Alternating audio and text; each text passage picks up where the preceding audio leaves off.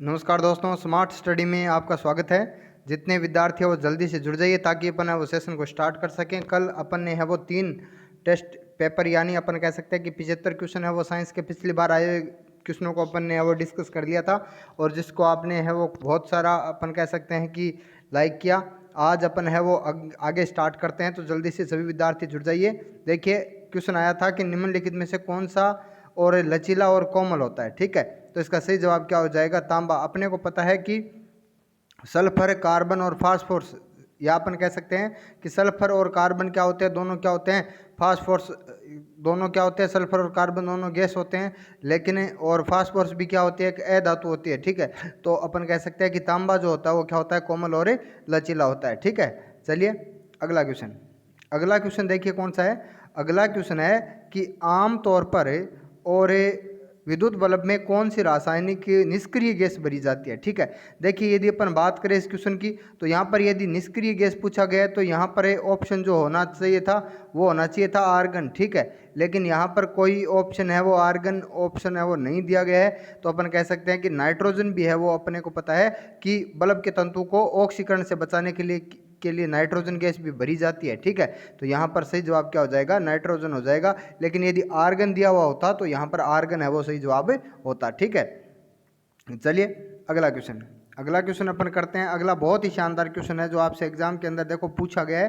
क्या क्वेश्चन है? देखिए, क्वेश्चन ये पूछा गया है कि 80 मीटर की ऊंचाई से एक गेंद को गिराया जाता है तो चौथे सेकंड के अंदर तय की गई दूरी क्या होगी। देखिए, जो लोग विशेषतः ग्रुप डी की तैयारी कर रहे हैं उनको इस क्वेश्चन को ध्यान में रखना है। जिसके देखो आपसे पूछी गई है एन टीवे सेकंड के अंदर दूरी पूछी गई है। ठीक है, और टीवे सेकंड के अंदर दूरी ज्ञात करने का एक फॉर्मूला होता है, वो क्या होता है, u+1/2 g2t-1। ठीक है, इस प्रकार से एक फॉर्मूला होता है। ठीक है, टीवी सेकंड के अंदर गति दूरी ज्ञात करने का इस प्रकार से फॉर्मूला होता है। तो अपन कह सकते हैं u तो अपन कह सकते हैं प्रारंभिक वेग होता है, और किसी भी वस्तु का प्रारंभिक वेग क्या होता है, 0 होता है। ठीक है, यदि नहीं दिया हुआ होता है तो उस कंडीशन में अपन प्रारंभिक वेग को क्या मानते हैं, 0 मानते हैं। ठीक है, 1/2 और जी का मान अपने को पता है कितना होता है, 10 होता है। ठीक है, यहाँ और फिर यदि अपन बात करें टी कितना दे रखा है, चौथा सेकंड में 4 दे रखा है, और 2 × 4 कितने हो गए, 8 - 1 कितने हो गए, 7 हो गए। ठीक है,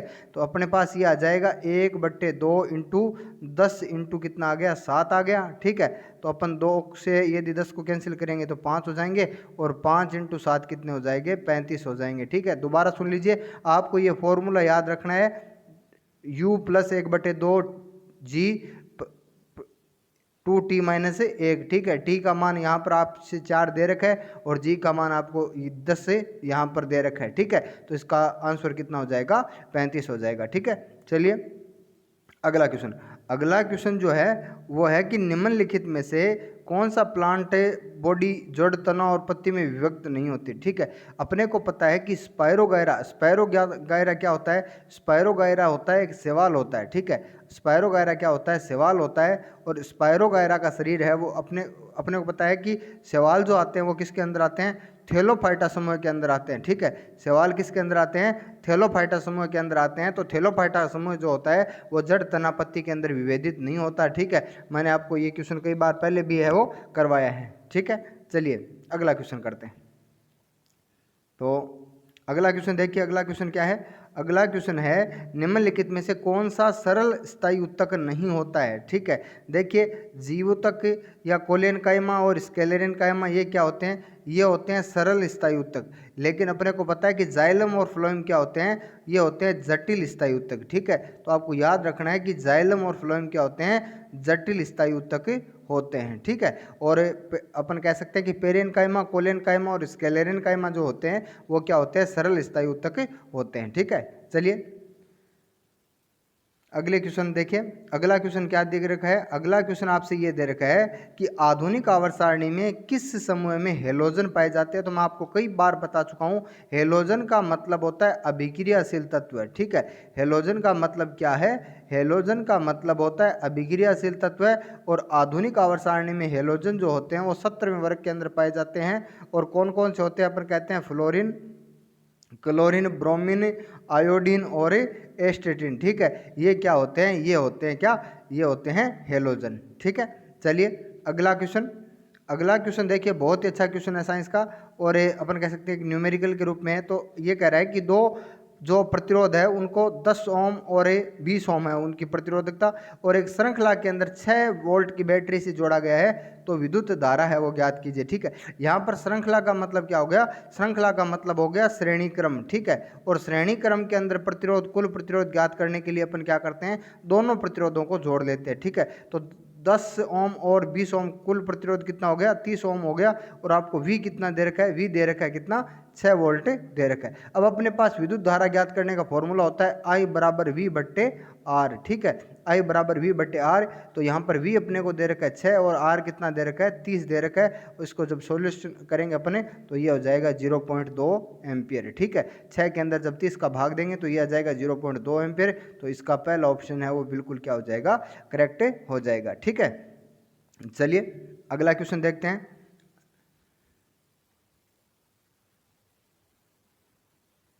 तो अगला क्वेश्चन देखिए साइंस का, ये रहा कि कोयल की गति की दिशा चुंबकीय क्षेत्र के सापेक्ष होने पर प्रेरित विद्युत धारा सबसे अधिक होती है। तो इसका सीधा सा याद रखना है कि जब कोयल की गति की दिशा है वो 90 डिग्री के कोण पर होगी तो प्रेरित विद्युत धारा क्या होगी? सबसे अधिक होगी। सीधा सा क्वेश्चन, रटने वाला क्वेश्चन है आपको। ठीक है, तो कोयल की गति की दिशा चुंबकीय क्षेत्र के सापेक्ष जब 90 डिग्री पर होगी तो प्रेरित विद्युत धारा सबसे अधिक होगी। ठीक है, चलिए अगला क्वेश्चन देखिए। अगला क्वेश्चन क्या दे रखा है कि वह बिंदु जहां पर एक संपूर्ण भार का कार्य करता है उसे कहा जाता है। ठीक है, अपने को पता है कि भार जो होता है वो गुरुत्वाकर्षण पर निर्भर करता है। क्यों? क्योंकि अपने पास फॉर्मूला होता है W बराबर mg। ठीक है, फॉर्मूला क्या होता है? W बराबर mg होता है। तो g का सबसे बड़ा रोल होता है, तो वो होता है किसका केंद्र? गुरुत्वाकर्षण का केंद्र होता है। ठीक है, चलिए अगला क्वेश्चन देखते हैं। तो अगला क्वेश्चन यदि अपन देखें तो क्या दे रखा है? ठीक है, ये देखिए अगला क्वेश्चन क्या दे रखा है? बहुत अच्छा क्वेश्चन दे रखा है कि O2 का उपयोग करके पाइरुवेट का विभाजन में होता है। देखिए सबसे पहले यदि आपसे पूछा जाए, अपन क्या करते हैं? अपने खाते हैं ग्लूकोज। ठीक है, ग्लूकोज जो होता है वो कोशिका द्रव्य के अंदर पाइरुवेट में बदलता है। ठीक है, ग्लूकोज जो होता है, आपसे सीधा क्वेश्चन कई बार पूछा गया है कि पाइरुवेट का निर्माण कहाँ होता है? तो होता है कोशिका द्रव्य के अंदर। ठीक है, अब ये कह रहा है कि ऑक्सीजन के द्वारा पाइरुवेट का विभाजन कहाँ होता है? तो अपने को पता है कि पाइरुवेट का विभाजन होता है कहाँ पर? माइटोकॉन्ड्रिया के अंदर ही होता है, और ऑक्सीजन का उपयोग करके इसका विभाजन होता है। इसी कारण माइटोकॉन्ड्रिया को कोशिका का शक्ति ग्रह, बिजली घर या अपन ऊर्जा घर या ईंधन घर कहते हैं। ठीक है, चलिए अगला क्वेश्चन। अगला क्वेश्चन क्या दे रखा है? अगला क्वेश्चन बहुत ही अच्छा क्वेश्चन दे रखा है कि निम्नलिखित में से कौन सा जानवर होता है? निम्नलिखित में से कौन सा जानवर होता है जो बडिंग यानी मुकुलन के द्वारा पुनरुत्पादित होकर और पुनर्जनन का कार्य करता है? ठीक है, तो कई बार देखो मैं आपको बता चुका हूँ, हाइड्रा जो होता है वो जनन किस विधि के द्वारा करता है? मुकुलन विधि के द्वारा करता है। ठीक है, हाइड्रा जो होता है वो जनन किस विधि के द्वारा करता है? मुकुलन विधि के द्वारा करता है। ठीक है, चलिए अगला क्वेश्चन। ठीक है, ये देखिए अगला क्वेश्चन क्या दे रखा है? अगला क्वेश्चन दे रखा है कि नीचे एक विलयन का पीएच पर विचार करना है। किसी भी विलयन के हाइड्रोजन आयन की सांद्रता उच्चतम है, बताइए। अपने को पता है 4.7, 8.1, 2.4 और 10.1 अपने को क्या दे रखी है? इसने अपने को हाइड्रोजन आयन की सांद्रता दे रखी है। अब अपने को पता है कि पीएच का मान जितना कम होता है वहाँ पर हाइड्रोजन आयन की सांद्रता उतनी क्या होती है? ज़्यादा होती है। तो यहाँ सबसे कम पीएच कितनी है? सबसे कम पीएच दे रखी है आपको 2.4। तो 2.4 के हाइड्रोजन आयन की सांद्रता सबसे क्या होगी? अधिक होगी। ठीक है, दोबारा सुन लीजिए मेरी बात को, पीएच का मान जितना कम होता है हाइड्रोजन आयन की सांद्रता उतनी क्या होती है? अधिक होती है। तो यहाँ से जवाब हो जाएगा 2.4 हो जाएगा। ठीक है, चलिए अगला क्वेश्चन देखते हैं। ठीक है, अगला क्वेश्चन सबको पता है, बताने की जरूरत नहीं है। चंद्रमा पर किसी वस्तु का भार पृथ्वी के भार से कितना गुना होता है? तो ये 1/6 होता है। कई बार है जो पिछली पारियों के अंदर है वो लगभग हर पारी के अंदर पीछे रिपीट हुआ हुआ क्वेश्चन है। तो ये क्वेश्चन तो आपको बताने की जरूरत ही नहीं है, 1/6। ठीक है, चलिए आगे देख लेते हैं नया क्वेश्चन और कोई।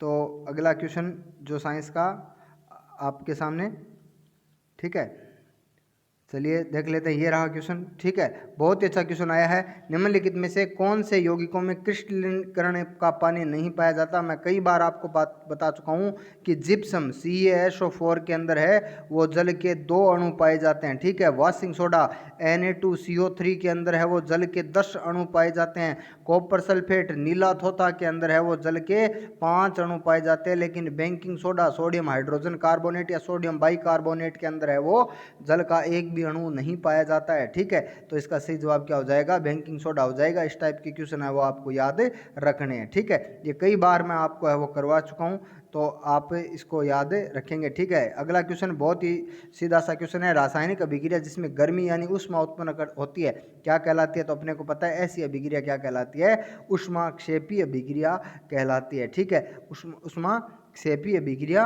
कहलाती है। ठीक है, वैसे अपन कह सकते हैं कि दहन अभिक्रिया भी एक ऊष्माक्षेपी अभिक्रिया होती है। ठीक है, दहन अभिक्रिया भी क्या होती है? एक ऊष्माक्षेपी अभिक्रिया होती है। ठीक है, चलिए अगला क्वेश्चन देखते हैं। तो अगला जो साइंस का क्वेश्चन है वो देख लेते हैं अपन। देखिए, ये रहा आपके सामने क्वेश्चन, और बहुत ही इजी सा क्वेश्चन कह सकता हूं मैं कि युवा अवस्था के अंदर लड़कों में दिखाई देने वाले हार्मोन और बदलाव का कारण क्या होता है? तो अपने को पता है कि युवा अवस्था में लड़कों के अंदर तो टेस्टोस्टेरोन होता है, लड़कियों के अंदर एस्ट्रोजन और प्रोजेस्टेरोन होता है, और ये किसके द्वारा? वृषण के द्वारा क्या होता है? स्रावित होता है। ठीक है, चलिए अगला क्वेश्चन देखते हैं। तो अगला जो साइंस का क्वेश्चन है वो कौन सा है?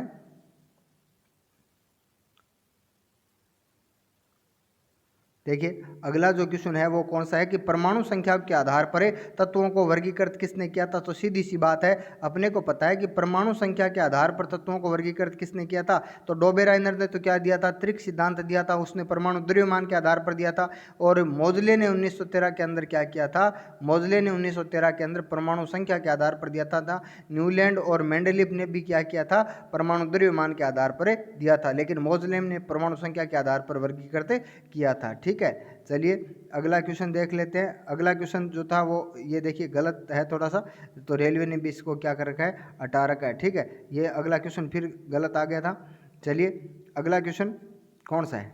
ठीक है, तो अगला क्वेश्चन ये रहा। ठीक है, बहुत ही अच्छा न्यूमेरिकल है। अपन कह सकते हैं यूनिट ज्ञात करने का कि 112 वाट के एक विद्युत लैंप को प्रतिदिन 8 घंटे उपयोग में किया जाता है, तो लैंप द्वारा एक दिन के अंदर है वो कितने यूनिट? तो सीधा सा क्वेश्चन होता है, जो आपको शक्ति दे रखी है, शक्ति गुणा समय। ठीक है, यदि यहाँ पर उपकरणों की संख्या ज़्यादा होती, 2 लैंप होता तो आप इंटू में 2 कर सकते थे, बट्टे क्या हो जाएगा? बट्टे हो जाएगा 1000। ठीक है, किलोवाट घंटा, यूनिट को अपन क्या बोलते हैं? किलोवाट घंटा बोलते हैं। तो किलोवाट में बदलने के लिए इसके अंदर क्या करते हैं? अपन 1000 का भाग देते हैं, तो ये कितना हो जाएगा? ये हो जाएगा 900। ठीक है, 60, और 960 के अंदर जब आप 1000 का भाग दोगे तो ये हो जाएगा 0.96 यूनिट्स। ठीक है, तो इसका सही जवाब क्या हो जाएगा? 0.96 यूनिट हो जाएगा। ठीक है, चलिए अगला क्वेश्चन देखते हैं।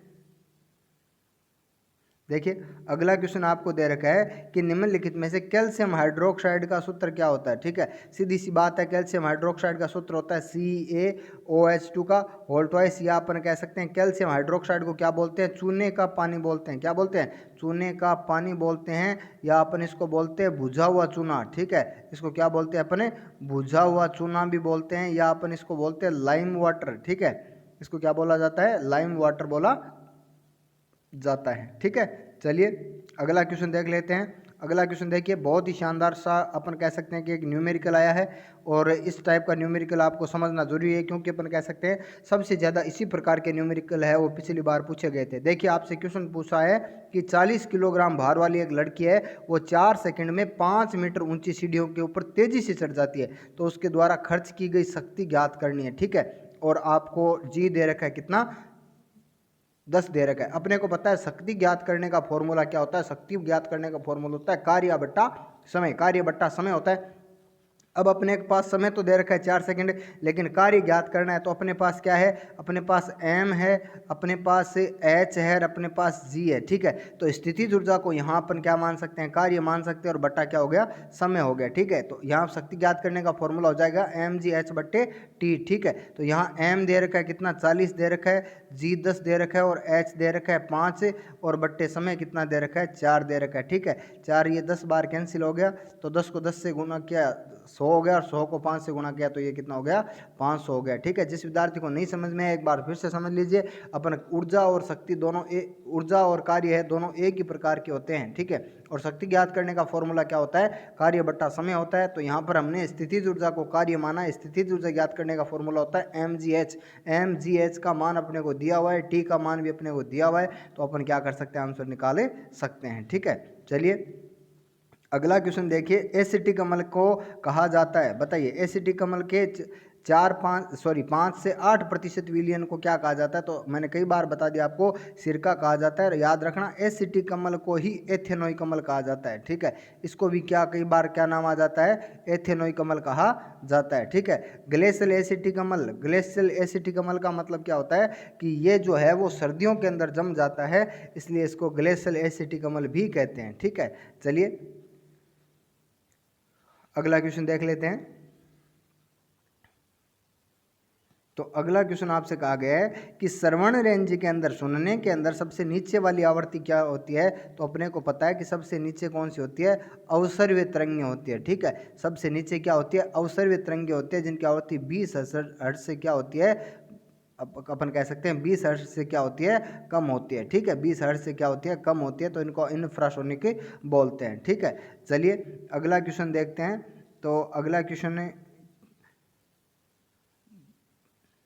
ठीक है, तो अगला क्वेश्चन है वो क्या है, प्रकाश की किरण पानी से गिलास तक जाती है तो ये झुकता है। देखिए सीधी सी बात है, अपने को पता है कि प्रकाश की किरण पानी से गिलास, अपने को पता है कि गिलास यानी कांच, कांच क्या होता है, सघन माध्यम होता है, और पानी क्या होता है, एक अपन कह सकते हैं कि कम सघन होता है कांच से। ठीक है, तो यदि सीधी सी बात है कि यदि कम सघन से अधिक सघन में जाएगी तो उसका वेग क्या हो जाएगा, कम हो जाएगा। ठीक है, तो इसका सही जवाब क्या हो जाएगा, इसका वेग कम होता है, और वेग कम होता है तो प्रकाश की किरण है वो अभिलंब की ओर यानी सामान्य की ओर क्या करती है, झुकती है, और इसका वेग क्या हो जाता है, धीमा हो जाता है। ठीक है, चलिए अगला क्वेश्चन देख लेते हैं। तो अगला क्वेश्चन जो है वो क्या है,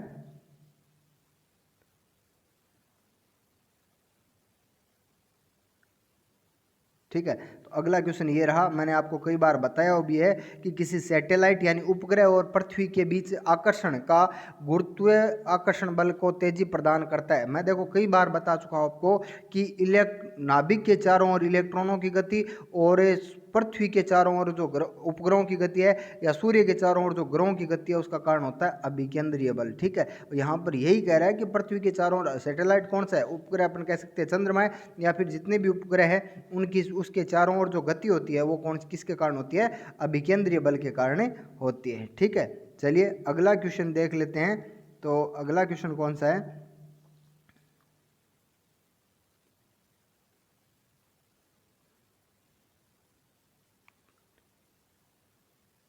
देखिए अगला क्वेश्चन आपको दे रखा है कि दूध वाला ताजे दूध में थोड़ा सा बेकिंग सोडा मिलाता है। ठीक है, अपने को पता है कि बेकिंग सोडा, मैंने कल ही आपको बताया था कि बेकिंग सोडा होता है सोडियम हाइड्रोजन कार्बोनेट या सोडियम बाइकार्बोनेट, और सोडियम क्या होता है, सोडियम एक क्षारीय धातु होती है। ठीक है, वो तो सोडियम क्या करता है, वो एक क्षारीय प्रकृति का होता है, तो क्षार को क्यों मिलाया जाता है, ताकि दूध का अम्लीकरण नहीं हो सके। ठीक है, तो बेकिंग सोडे का उपयोग किया जाता है दूध के अम्लीकरण को रोकने के लिए, अपन कह सकते हैं कि बेकिंग सोडे का उपयोग किया जाता है। ठीक है, अगला देखिए, अगला दे रखा है कि दूसरे आवर्त में और संबंधित और मजबूत श्रृंखलन वाले तत्व का इलेक्ट्रॉनिक विन्यास क्या होगा। देखो मैंने आपको कई बार बता चुका है कि श्रृंखलन की प्रकृति के कारण ही कार्बन के सर्वाधिक यौगिक पाए जाते हैं। ठीक है, तो यहाँ पर आपसे कार्बन पूछना चाह रहा है, लेकिन फिर भी उसने देखो कार्बन पूछने के लिए और कितना लिखा है कि दूसरे आवर्त के अंदर है, तो आपको यहाँ पर यह भी याद रखना है। और मजबूत श्रृंखलन वाला तत्व जो होता है वो कार्बन होता है। ठीक है,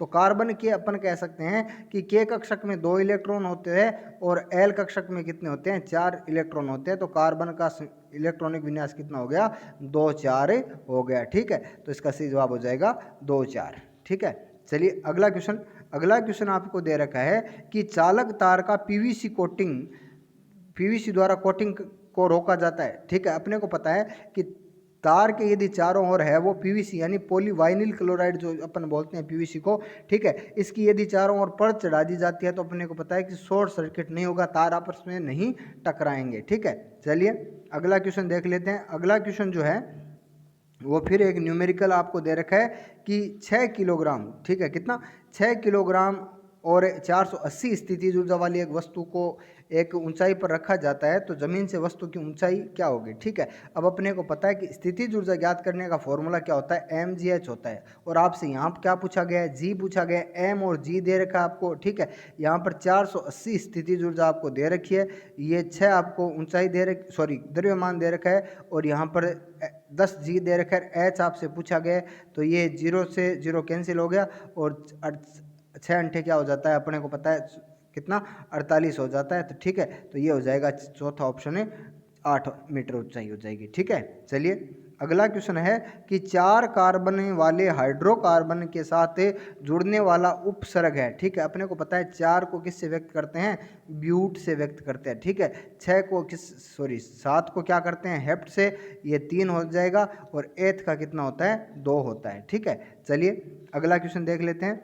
अगला क्वेश्चन आपको दे रखा है कि ABCDE जिनका परमाणु क्रमांक क्रमशः क्या है, 2, 3, 7, 10 और 30 है, तो निम्न में से तत्व समान आवर्त के अंदर कौन कौन से हो गए, ठीक है। सबसे पहले अपन देख लेते हैं कि 2 नंबर पर कौन होता है, लिथियम होता है। 2 नंबर पर क्या होता है, लिथियम होता है। 2 नंबर पर हीलियम होता है। 2 नंबर पर कौन होता है, हीलियम होता है। 3 नंबर पर लिथियम होता है। 4 नंबर पर नाइट्रोजन होता है। 10 नंबर पर नियोन होता है, और 30 नंबर पर क्या होता है, निकल कॉपर जिंक, ठीक है।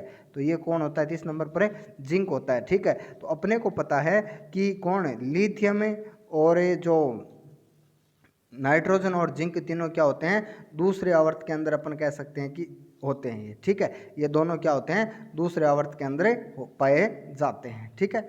चलिए अगला क्वेश्चन देख लेते हैं। तो अगला जो क्वेश्चन है वो ये दे रखा है कि यदि एक अवतल दर्पण की वक्रता त्रिज्या 6.2 सेंटीमीटर है तो इसकी फोक्स दूरी क्या होगी। तो अपने को पता है कि फोक्स दूरी जो होती है वो वक्रता त्रिज्या की क्या होती है, आधी होती है। फोक्स दूरी जो होती है वो वक्रता त्रिज्या की क्या होती है, आधी होती है। तो यदि 6.2 है तो ये हो जाएगी 3.1 हो जाएगी, ठीक है। चलिए अगला क्वेश्चन देखते हैं। अगला क्वेश्चन क्या है, अगला क्वेश्चन है O2 का आणविक द्रव्यमान क्या होता है। O2 का आणविक द्रव्यमान क्या होता है, अपने को पता है O का आणविक द्रव्यमान 16 होता है, तो O2 का कितना हो जाएगा, 16 × 2 कितना हो जाएगा, 32 हो जाएगा, ठीक है। तो ये हो जाएगा इसका सही जवाब है 32, ठीक है। चलिए अगला क्वेश्चन देखते हैं।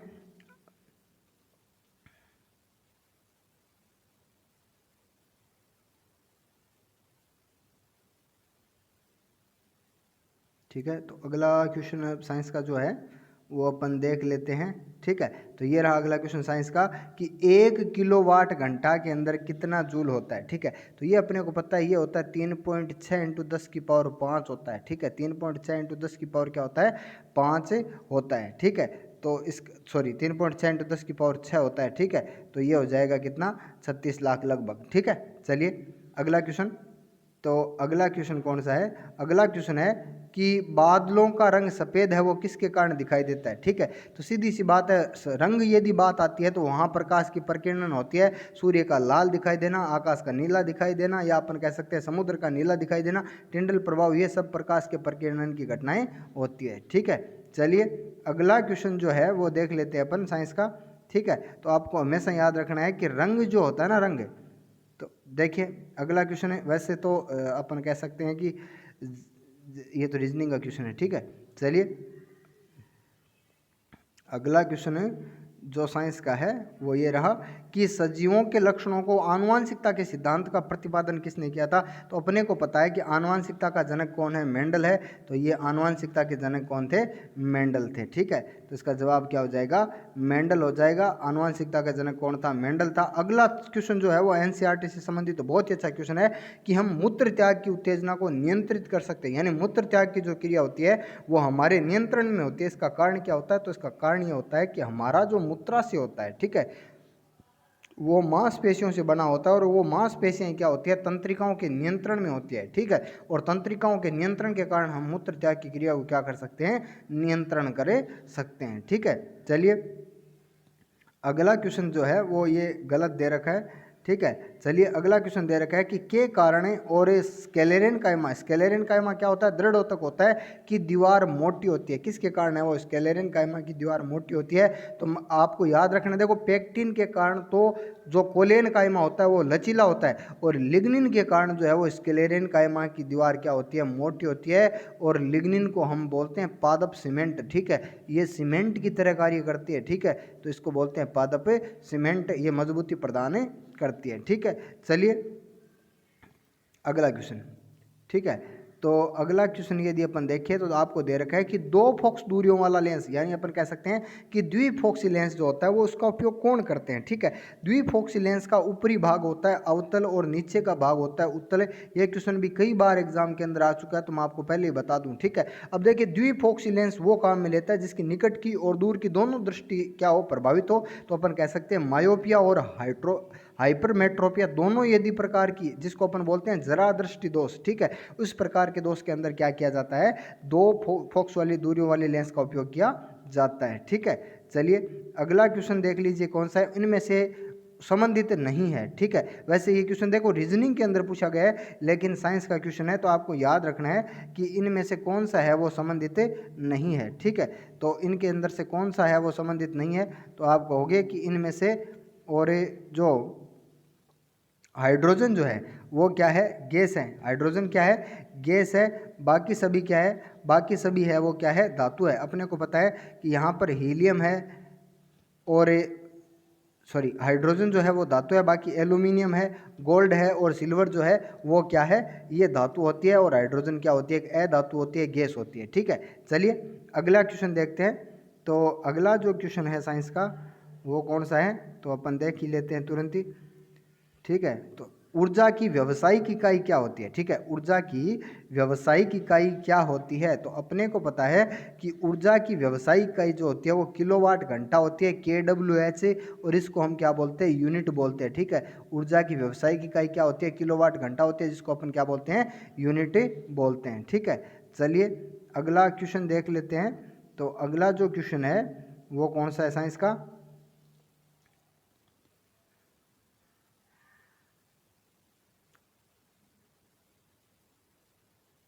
ठीक है। देखिए अगला क्वेश्चन आया है कि पौधे के किस भाग के अंदर है वो खाद्य भंडार होता है, यानी भोजन का भंडार है वो पाया जाता है। तो अपने को याद रखना है बीज पत्र के अंदर है वो क्या पाया जाता है, खाद्य भंडार पाया जाता है, ठीक है। बीज पत्र के अंदर क्या पाया जाता है, खाद्य भंडार पाया जाता है, ठीक है। चलिए अगला क्वेश्चन देखिए। अगला क्वेश्चन क्या दे रखा है, अगला क्वेश्चन दे रखा है कि यदि किसी तत्व का इलेक्ट्रॉनिक विन्यास 282 है, ठीक है।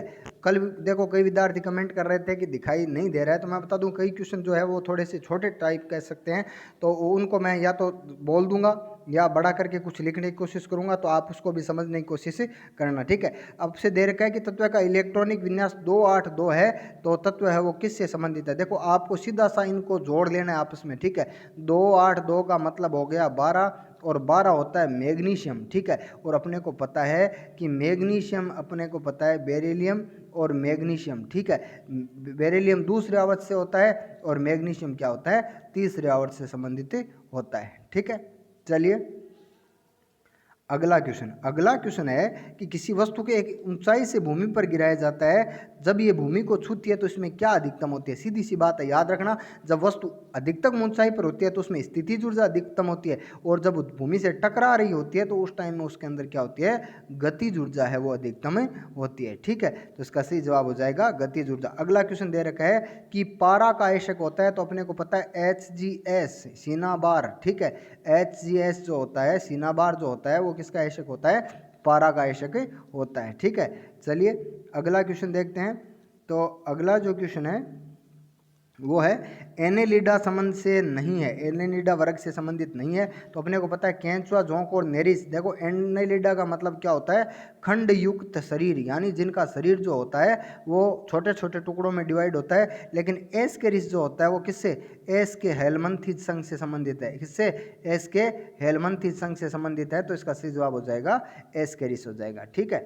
चलिए अगला क्वेश्चन देखिए। अगला क्वेश्चन में दे रखा है आपको कि एक सह संयोजक अणु नहीं है, है। देखिए सहसंयोजक यौगिक का मतलब वो होता है जिसके अंदर इलेक्ट्रॉन क्या करते हैं, साझेदारी करते हैं। ठीक है, तो अपन देख सकते हैं कि इसके अंदर हाइड्रोजन और जो ऑक्सीजन इसने साझेदारी कर रखी है, इसमें भी अमोनिया के अंदर भी नाइट्रोजन और हाइड्रोजन ने साझेदारी कर रखी है। कार्बन टेट्राक्लोराइड जिसको हम पायरीन कहते हैं, जिसका उपयोग है वो आग बुझाने में किया जाता है, इसके अंदर भी इलेक्ट्रॉन ने क्या कर रखी है, साझेदारी कर रखी है। लेकिन यहाँ देखो, यहाँ कैल्शियम क्या है, एक धनात्मक यौगिक है, और जो ऑक्सीजन है इसको इसने क्या कर रखा है, आयन प्रदान कर रखे हैं, तो इसको बोलते हैं आयनिक यौगिक। ठीक है, बाकी सारे सहसंयोजक यौगिक है, लेकिन ये एक आयनिक यौगिक है। ठीक है, चलिए अगला देखिए आप कई विद्यार्थी जैसे कंफ्यूज हो जाते हैं कि हम इसको समझेंगे कैसे, तो इसको समझने का सीधा सा तरीका देखो, इस पे को धनात्मक और ऋणात्मक दे रखा है, लेकिन बाकी किसी के अंदर है वो धनात्मक ऋणात्मक है नहीं दे रखा है। ठीक है, चलिए अगला क्वेश्चन देख लेते हैं। अगला क्वेश्चन आपको दे रखा है कि 240 वोल्टेज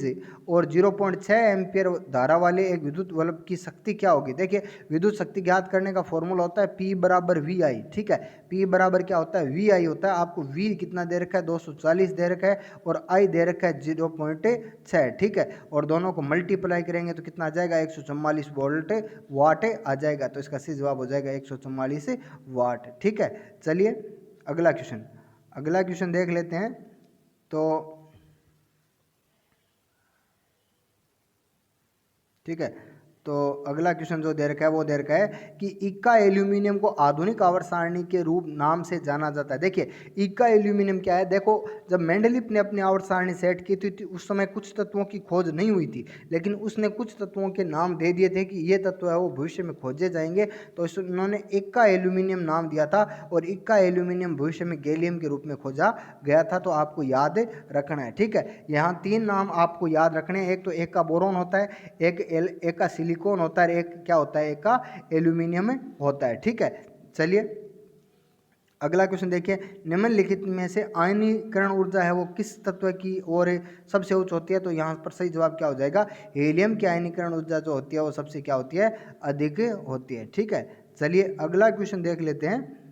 अगला जो साइंस का क्वेश्चन है वो दे रखा है कि काला जार रोग के लिए उत्तरदायी जीवों की उत्पत्ति का कारण क्या होता है। देखिए काला जार रोग का जो उत्पत्ति होती है वो होती है लिशमानिया के कारण। ठीक है, और लिशमानिया जो होता है वो एक प्रोटोजोआ होता है। ठीक है, और प्रोटोजोआ होते हैं वो अधोमुखी युग्मक विखंडन, या अपन इसी को नाम दे सकते हैं क्या, बहुखंडन नाम दे सकते हैं। ठीक है, बहुखंडन विधि के द्वारा क्या करते हैं, ये उत्पन्न होते हैं। ठीक है, चलिए अगला क्वेश्चन है, एक जटिल स्थायी उत्तक का उदाहरण है। तो इसका तो सबको पता है कि जाइलम फ्लोएम क्या होते हैं, 2 जटिल स्थायी उत्तक होते हैं, पेरेनकाइमा स्क्लेरेनकाइमा, और कोलेनकाइमा क्या होते हैं, सरल स्थायी उत्तक होते हैं। ठीक है, चलिए अगला क्वेश्चन। ठीक है, तो अगला क्वेश्चन यदि अपन बात करें तो अगला क्वेश्चन गांधी, ये तो जीके का हो गया।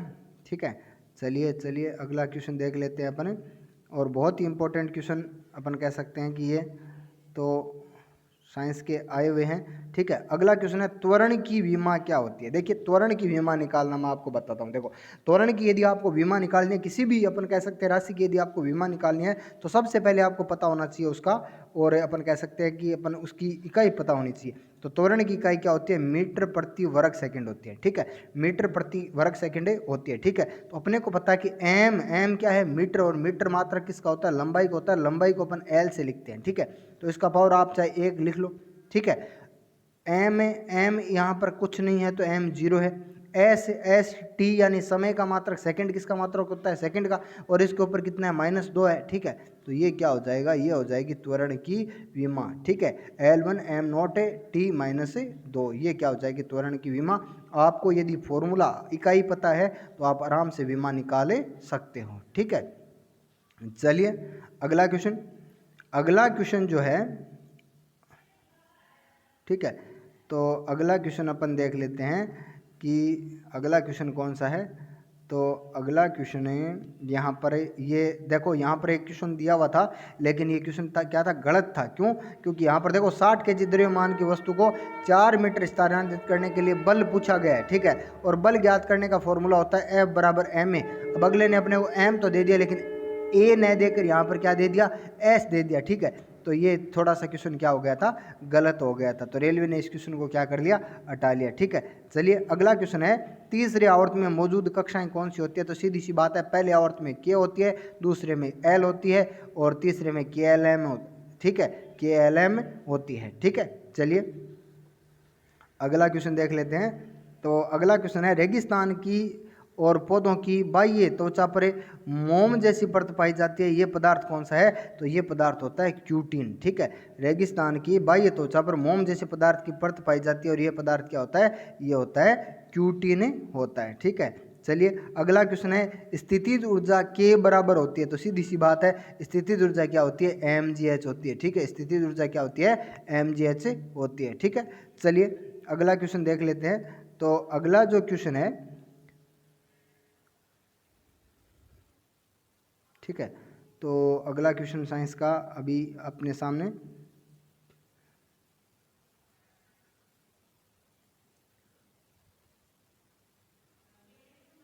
ठीक है, माध्यमिक का ये भी साइंस, देखो मैथ में भी कई क्वेश्चन है वो गलत हुए हैं पिछली बार, उनको भी क्या किया गया है? रेलवे द्वारा हटाया गया है। ठीक है, देखिए दो सतहों के बीच सतह की अनियमितताओं के परिणाम स्वरूप अपने को पता है घर्षण उत्पन्न होता है। ठीक है, दो सतहों के बीच है वो सतह यदि अनियमित है तो उसके परिणाम स्वरूप क्या करता है? घर्षण उत्पन्न होता है। ठीक है, चलिए अगला क्वेश्चन देख लेते हैं अपने। और अगला क्वेश्चन आपसे पूछा गया है कि ऊर्जा उत्पादन के दौरान जब हमारी मांसपेशियों में ऑक्सीजन की कमी होती है तो 6 कार्बन अणु कार्बन में परिवर्तित होते हैं। ठीक है, बताइए, देखिए जब हमारे ऑक्सीजन की कमी होती है तो 6 कार्बन अणु जो होते हैं वो 3 कार्बन अणु में क्या हो जाते हैं? परिवर्तित होते हैं। ठीक है, तो इसका सही जवाब हो जाएगा 3 है। ठीक है, चलिए अगला क्वेश्चन देख लेते हैं। अगला है, जिस परमाणु की बाह्यतम कक्षा में इलेक्ट्रॉनों की संख्या पूर्ण होती है उसकी संयोजकता क्या होती है? उसकी संयोजकता होती है 0। ठीक है, अपने को पता है कि यदि संयोजकता पूरी है तो उसके यदि इलेक्ट्रॉन पूर्णतः भरे हुए कक्षाओं में तो संयोजकता क्या हो जाएगी? 0 हो जाएगी। ठीक है, चलिए अगला क्वेश्चन देख लेते हैं। तो अगला क्वेश्चन आपसे दे रखा है कि निम्नलिखित में से इलेक्ट्रॉन नेगेटिव यानी विद्युत ऋणात्मक तत्व कौन सा होता है? तो अपने को पता है कि एल्यूमिनियम, सल्फर और फास्फोरस क्या होते हैं? विद्युत धनात्मक होते हैं, लेकिन क्लोरीन एक गैस होती है जो क्या होती है? विद्युत ऋणात्मक होती है। ठीक है, तो इसका सही जवाब हो जाएगा विद्युत ऋणात्मक। क्या ये सबसे अधिक पूछा गया है तो ये क्या हो जाएगा? ये सबसे अधिक हो जाएगा। ठीक है, चलिए अगला क्वेश्चन है, सोडियम से क्लोरीन की ओर जाने पर परमाणु आकार पर क्या प्रभाव पड़ता है? देखिए सोडियम जो है आवर्त सारणी में बाईं ओर है और क्लोरीन क्या है? परमाणु आवर्त सारणी में दाईं ओर है। ठीक है, अब अपने को पता है कि बाईं ओर से दाईं ओर जाएंगे तो जो न्यूट्रॉनों की संख्या, प्रोटॉनों की संख्या तो समान रहेगी, लेकिन इलेक्ट्रॉनों की संख्या क्या करेगी? बढ़ेगी। ठीक है, अपन कह सकते हैं इलेक्ट्रॉनों की संख्या है वो तो समान रहेगी और प्रोटॉनों की संख्या क्या करेगी? बढ़ेगी। ठीक है, अब नाभिक में धनावेश बढ़ रहा है और बाह्यतम इलेक्ट्रॉन के ऊपर कोई प्रभाव नहीं पड़ रहा है। ठीक है, तो धनावेश बढ़ेगा तो ये ऋणावेश को अपनी ओर खींचेगा, तो इस कंडीशन में परमाणु का आकार क्या करेगा? कम होएगा। ठीक है, तो बाएं से दाएं जाने पर, न कि सोडियम से क्लोरीन, बाएं से दाएं यदि आप जाते हो और सारणी के अंदर तो विद्युत जो अपन कह सकते हैं परमाणु आकार है वो क्या करता है? घटता है। ठीक है, चलिए अगला क्वेश्चन दे रखा आपको कि कैल्शियम हाइड्रोक्साइड के विलयन में यानी चूने के पानी में जब कार्बन डाइऑक्साइड गैस प्रवाहित की जाती है, ये रटने वाला सीधा सा क्वेश्चन है, हर एग्जाम का इंपॉर्टेंट क्वेश्चन है कि चूने के पानी यानी कैल्शियम हाइड्रोक्साइड में यदि कार्बन डाइऑक्साइड गैस प्रवाहित की जाती है तो अपन याद रखना है कि उसका रंग क्या हो जाता है? सफ़ेद हो जाता है। कई बार एग्जाम के अंदर इसका नाम दूधिया भी आता है। ठीक है, बहुत बार दूधिया नाम आता है, तो आपको ये भी याद रखना है। ठीक है, चलिए अगला क्वेश्चन है वो अपन देख लेते हैं। तो अगला क्वेश्चन है, निम्नलिखित में से संतृप्त हाइड्रोकार्बन कौन सा है? देखिए CH2 ऐसा तो कोई सूत्र होता ही नहीं है। ठीक है, C2H2 क्या होता है? एथेन होता है। ठीक है, C2H2 क्या होता है? एथाइन होता है। और C2H4 क्या होता है? एथीन होता है। ठीक है, तो अपने को पता है कि एथीन और एथाइन दोनों क्या होते हैं? एथीन और एथाइन दोनों जो होते हैं वो होते हैं असंतृप्त हाइड्रोकार्बन, तो इसका सही जवाब हो जाएगा एथेन जो होता है वो क्या होता है? संतृप्त हाइड्रोकार्बन होता है। ठीक है, चलिए अगला क्वेश्चन देख लेते हैं कि दंत चिकित्सक द्वारा अवतल दर्पण का उपयोग क्यों किया जाता है? ठीक है, अपने को पता है कि अवतल दर्पण एकमात्र होता है जो आभासी सीधा और बड़ा प्रतिबिंब बनाता है। ठीक है, अवतल दर्पण जो होता है वो आभासी सीधा और बड़ा प्रतिबिंब बनाता है, तो इसका सही जवाब हो जाएगा आभासी और बड़ा प्रतिबिंब बनाता है, इसलिए इसका उपयोग किया जाता है। ठीक है, चलिए अगला क्वेश्चन दे रखा है आपको कि यदि 10 न्यूटन और 5 न्यूटन के दो बल एक दिशा में कार्य कर रहे हैं, देखिए सीधी सी बात है कि यदि दो बल यदि एक दिशा में कार्य करते हैं तो वो हो जाता है बल युग्म, ठीक है। तो यहाँ 10 और 5 दोनों को अपन जोड़ देंगे तो कुल कार्यरत बल कितना हो जाएगा, 15 न्यूटन हो जाएगा, ठीक है। चलिए अगला क्वेश्चन देख लेते हैं। अगला क्वेश्चन आपको दे रखा है कि 80 किलोग्राम की एक वस्तु को 40 मीटर की ऊंचाई तक लगभग 50 सेकंड में उठाया जाता है, तो औसत शक्ति क्या होगी, वही फॉर्मूला हो जाएगा mgh/t, ठीक है। शक्ति पूछी गई है, mgh/t हो जाएगा। यहाँ m 80 दे रखा है, g 10 दे रखा है और h दे रखा है 40 और t दे रखा है कितना, 50, ठीक है। एक शून्य से एक शून्य कैंसिल होगी, ये हो जाएगा 8 पंजे 40, ठीक है, सॉरी 8 चौके 32, तो 300, ये 3200 के अंदर आप लगभग जब 5 का भाग दोगे तो ये कितना आ जाएगा, 640 आ जाएगा, ठीक है। चलिए अगला क्वेश्चन, ठीक है। तो अगला क्वेश्चन फिर वही उसी टाइप का क्वेश्चन आ गया कि एक 40 न्यूटन वाली कोई लड़की है, ठीक है, 160 वाट की शक्ति से 20 सेकंड में रस्सी पर चढ़ती है, तो ऊंचाई कितनी होगी। तो 160 वाट यहाँ पर पहले आपको शक्ति दे रखी है, ठीक है। फिर आपको क्या दे रखा है, फिर आपको न्यूटन भार दे रखा है, ठीक है। तो भार क्या हो जाता है, mg हो जाता है, ठीक है। तो यहाँ पर अपने को g की जरूरत, h की जरूरत, इसकी m की जरूरत ही नहीं है, बट्टा n हो गया, ये क्या हो गया, 20 हो गया, ठीक है। एक शून्य से एक शून्य क्या हो गया, कैंसिल, 40 से 160, ठीक है। तो mgh, तो ऊंचाई लगभग कितनी ऊंचाई तक पहुंच सकेगी, ठीक है। ये 160 वाट हो गया, ये 40 mg, ठीक है, इंटू h आपको ज्ञात करना है, बट्टे क्या हो गया, 20 सेकंड हो गया, ठीक है। तो ये 2 से 2 कैंसिल हो गया, तो इसका आंसर तो लगभग कितना होना चाहिए था, 80 मीटर होना था, ठीक है। लेकिन ये कितना दे रखा है, 8 मीटर दे रखा है, ठीक है। चलिए अगला क्वेश्चन देखते हैं। तो अगला जो क्वेश्चन है, ठीक है, तो अगला क्वेश्चन आपको दे रखा है कि 3 विलियनों x, y और z के pH का मान 2, 11 और 7 है, उन्हें हाइड्रोजन आयन सांद्रता के अवरोही और क्रम में व्यवस्थित कीजिए, ठीक है। तो सीधी सी बात है कि हाइड्रोजन आयन की सांद्रता जिसकी pH कम होगी उसकी सबसे ज़्यादा होगी, तो ये हो जाएगा 2, 7, 11 और 2, 7, 11 का मतलब ये हो जाएगा x, z, y, ठीक है। तो इसका सही जवाब हो जाएगा x, z, y, ठीक है। चलिए अगला क्वेश्चन जो दे रखा है आपको वो क्या है, तो अभी अपन देख लेते हैं। अगला क्वेश्चन जो साइंस का है वो आपको क्या दे रखा है, ठीक है। तो अगला दे रखा है प्रोटीन की जानकारी देने वाले डीएनए के भाग को कहा जाता है। तो सीधी सी बात है, जीन जो होता है वो आनुवंशिकता की इकाई होती है और उसी को वही क्या करता है, प्रोटीन की जानकारी देता है, ठीक है। चलिए अगला क्वेश्चन आपको दे रखा है कि कार्बन परमाणु के 12, 6 और 6, 12 के अंदर क्या निष्कर्ष निकाला जाता है। तो सीधी सी बात है, इसका मतलब ये हो गया कि 6 तो इसका परमाणु क्रमांक है और 12 क्या है, 12 इसकी द्रव्यमान संख्या है। इसका मतलब ये हुआ कि 6 ही प्रोटॉन है और 6 ही क्या है, न्यूट्रॉन है, तभी तो दोनों का योग क्या हो गया, 12 हो गया, ठीक है। तो लगभग क्वेश्चन जो है वो साइंस के क्या हो गए, यहाँ पर कंप्लीट हो जाते हैं। 3 पारियों के आज मैंने आपको फिर से करवा दिए, ठीक है। तो दोस्तों मिलते हैं अगले टेस्ट में। इस टेस्ट में इस प्रकार का कोई आपका सुधार कोई हो कि कुछ और सुधार किया जाए तो वो सुझाव आपका आमंत्रित है। चलिए मिलते हैं नेक्स्ट क्लास के अंदर।